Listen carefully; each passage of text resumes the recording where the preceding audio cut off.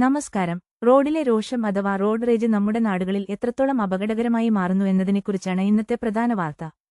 ജപ്പാനിലെ സൈക്ലിംഗ് സംസ്കാരത്തെക്കുറിച്ച് എഴുത്തുകാരൻ അംബികാസുധൻ മാങ്ങാട് തന്റെ പുസ്തകത്തിൽ വ്യക്തമാക്കുന്നത്, മണിനാദം കൊണ്ടുപോലും മറ്റൊരാളെ ബുദ്ധിമുട്ടിക്കാൻ ജപ്പാൻകാർ ആഗ്രഹിക്കുന്നില്ലെന്നാണ്. എന്നാൽ നമ്മുടെ റോഡുകളിലെ ശബ്ദ മലിനീകരണവും അപമര്യാദകളും എത്ര ഭീകരമാണ്.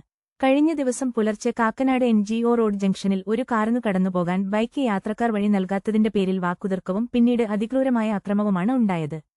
റോഡിൽ തീർത്തും അപരിചിതരായ രണ്ടുപേർ തമ്മിലുണ്ടാവുന്ന ചെറിയ തർക്കങ്ങൾ എങ്ങനെയാണ് ഇത്രയും ക്രൂരമായ അക്രമത്തിലേക്ക് വഴിമാറുന്നത്? പരുഷമായ വാക്ക് പ്രയോഗങ്ങളും ശാരീരിക ഭീഷണികളും അപകടകരമായ ഡ്രൈവിംഗ് രീതികളുമെല്ലാം റോഡ് റേജിൽ ഉൾപ്പെടുന്നു. രാജ്യത്ത് നടന്ന പഠനത്തിൽ യുവാക്കൾക്കിടയിലാണ് ഇത്തരം പ്രവണത കൂടുതലാണെന്ന് കണ്ടെത്തിയിട്ടുണ്ട്. സാധാരണ ജീവിതത്തിൽ വളരെ മാന്യമായി പെരുമാറുന്ന ആളുകൾക്ക് പോലും റോഡിൽ പെട്ടെന്ന് രോഷം വരാറുള്ളത് തലച്ചോറിന്റെ പ്രവർത്തനത്തിലുണ്ടാകുന്ന മാറ്റം കൊണ്ടാണ്.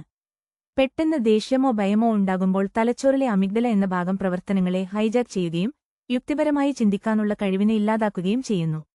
റോഡിൽ രോഷാകുലനായി നിൽക്കുന്ന ഒരാളുടെ അടുത്തേക്ക് പോകാതിരിക്കുന്നതാണ് എപ്പോഴും സുരക്ഷിതം. വാക്കുതർക്കം പിന്നീട് ശാരീരികമായ ആക്രമണത്തിലേക്കും മരണകാരണം പോലുമായേക്കാവുന്ന സംഘർഷത്തിലേക്കും നീളാം.